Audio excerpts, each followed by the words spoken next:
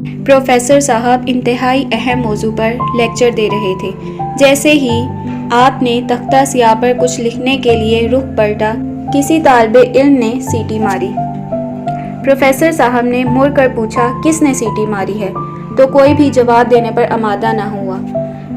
Professor साहब ने कलम बंद करके जेब में रखा और रजिस्टर उठाकर चलते हुए कहा, मेरा लेक्चर अपने इख्तिताम को पहुंचा और बस आज के लिए इतना ही काफ़ी है। फिर उन्होंने थोड़ा सा तवक्कुफ किया और रजिस्टर वापस रखते हुए कहा, चलो मैं आपको एक किस्सा सुनाता हूँ ताकि पीरियड का वक्त भी पूरा हो जाए। कहने लगे, रात में मैंने सोने की बड़ी कोशिश की मगर नींद कोसों दूर थी। सोचा जाकर कार में पेट्रोल डलवा आता हूँ ताकि इस वक्त पैदा हुई कुछ यकसानियत ख़त्म हो, सोने का मूड बने और मैं सुबह सवेरे पेट्रोल डलवाने की इस जहमत से भी बच जाऊँ। फिर मैंने पेट्रोल डलवा कर उसी इलाके में ही वक्त गुजारी के लिए इधर उधर ड्राइव शुरू कर दी। काफ़ी मटरकश्त के बाद घर वापसी के लिए कार मोड़ी तो मेरी नज़र सड़क के किनारे खड़ी एक लड़की पर पड़ी। नौजवान और खूबसूरत तो थी मगर साथ में बनी संवरी हुई थी। लग रहा था किसी पार्टी से वापस आ रही है। मैंने कार साथ जाकर रोकी और पूछा, क्या मैं आपको आपके घर छोड़ दूं? कहने लगी, अगर आप ऐसा कर दें तो बहुत मेहरबानी होगी, मुझे रात के इस पहर सवारी नहीं मिल रही। लड़की अगली सीट पर मेरे साथ ही बैठ गई। गुफ्तगू इंतहाई महज़म और सुलझी हुई करती थी।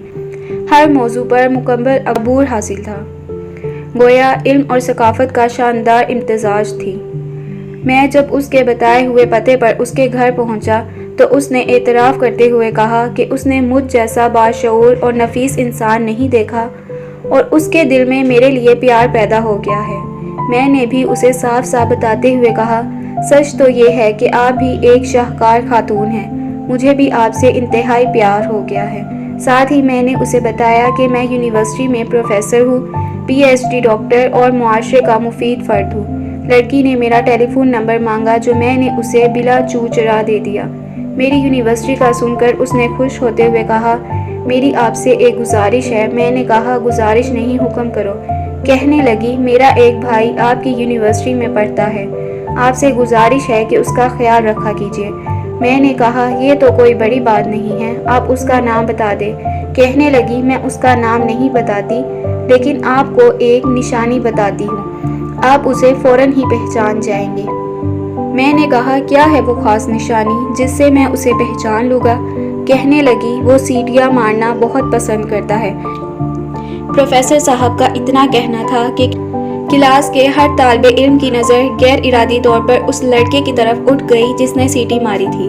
प्रोफेसर साहब ने उस लड़के को मुखातिब करते हुए कहा, उठ ओए जानवर, तू क्या समझता है मैंने ये PhD की डिग्री घास चढ़ा कर ली है?